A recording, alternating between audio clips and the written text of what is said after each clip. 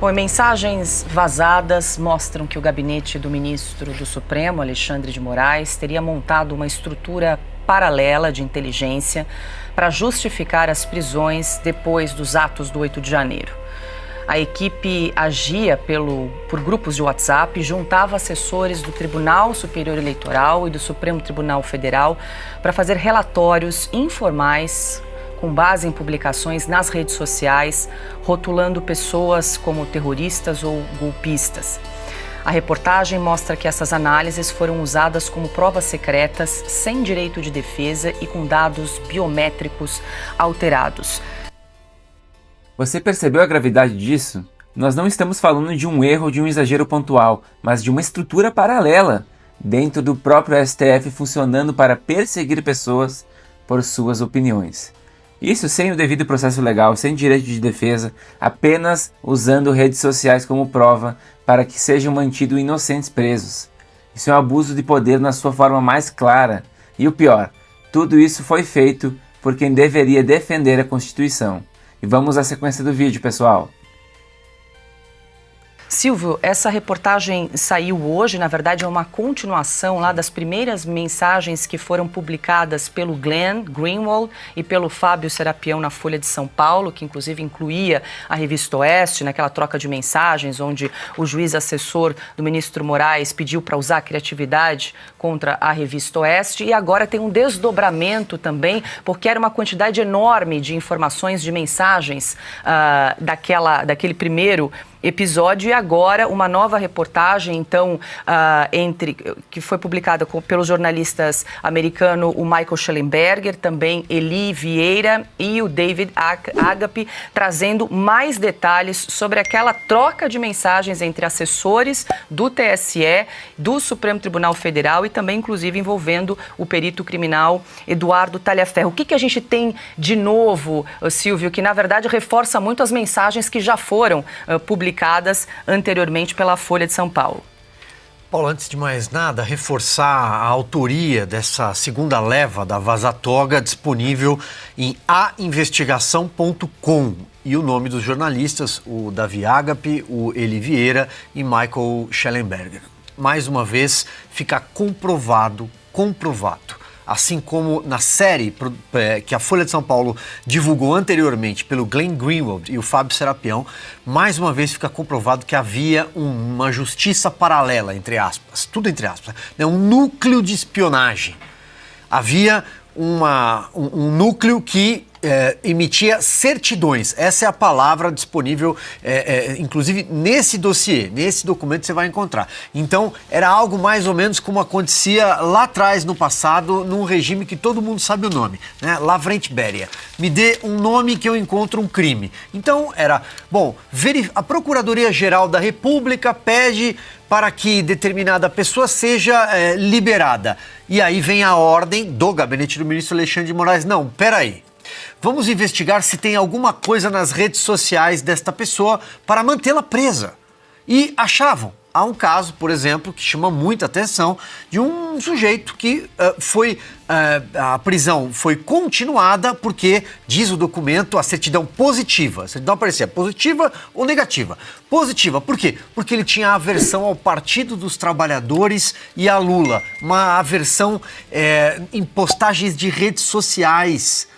Olha do que é que nós estamos falando. O regime perseguiu CPFs, perseguiu pessoas anônimas, inclusive, né? Pessoas que eles tinham ali muitas vezes um primeiro nome, mas queriam mais informações sobre quem era.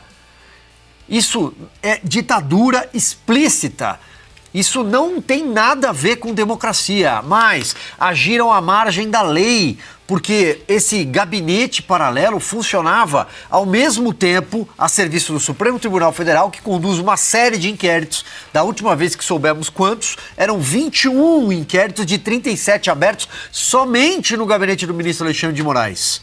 Isso foi divulgado em janeiro pelo jornal Estado de São Paulo, esse número. Ademais, esse gabinete também trabalhava para o Tribunal Superior Eleitoral, que naquela época era presidido por Alexandre de Moraes. Portanto, as conexões secretas, os tentáculos, né, tentaculares, isso não tem nada a ver com democracia.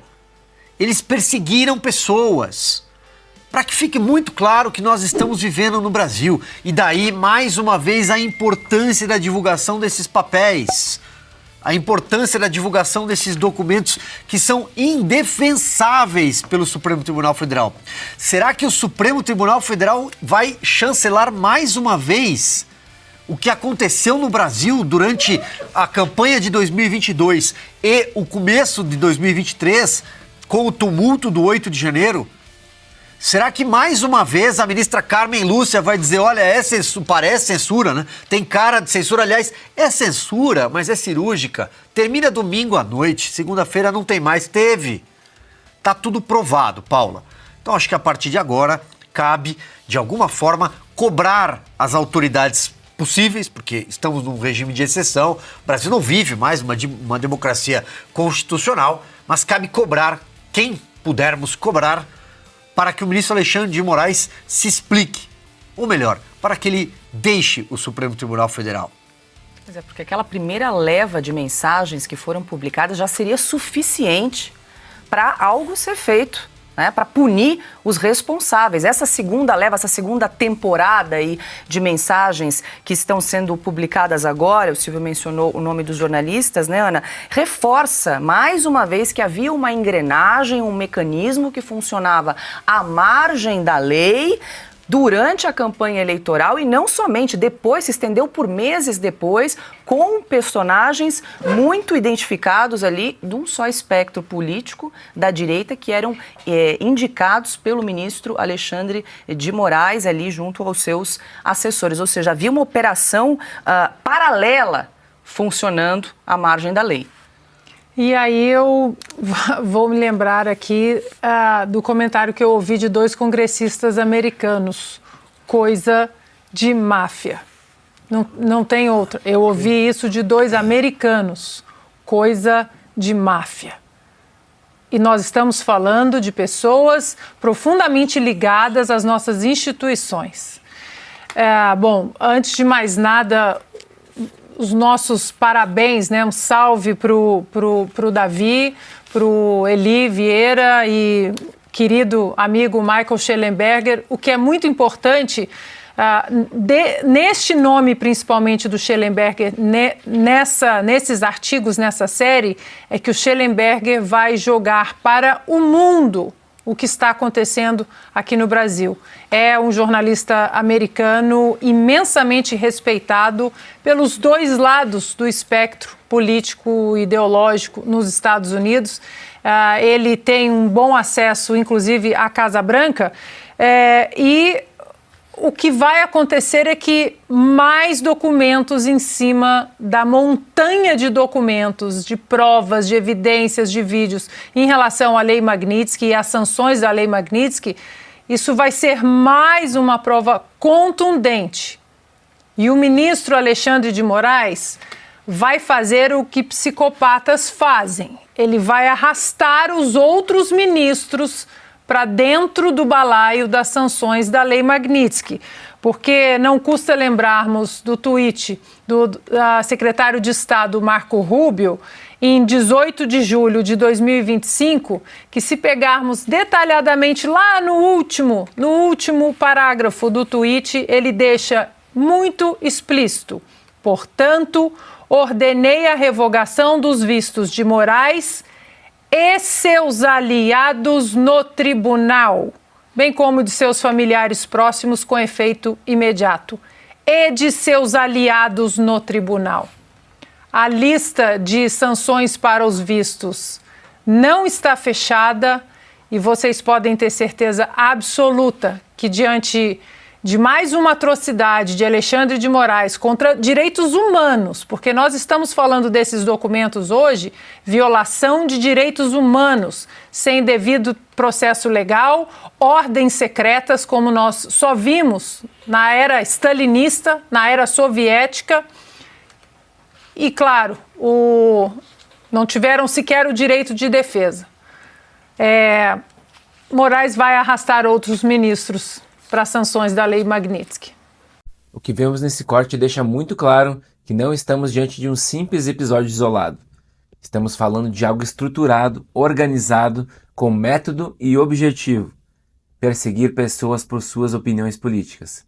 Essa engrenagem paralela que atuava dentro do STF e do TSE sob o comando de Alexandre de Moraes não apenas violava a lei, mas também a princípios básicos do Estado de Direito.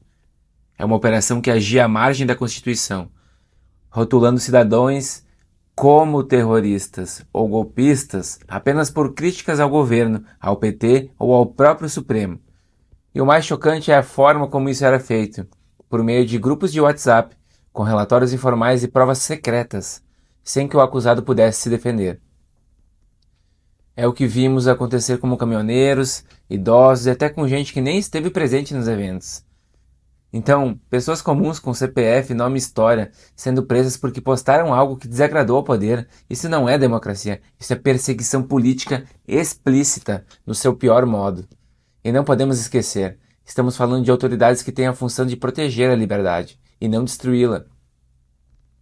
Quando a justiça se transforma em instrumento de vingança ou de controle político, a democracia deixa de existir na prática. É exatamente isso que os documentos, mensagens e depoimentos têm revelado.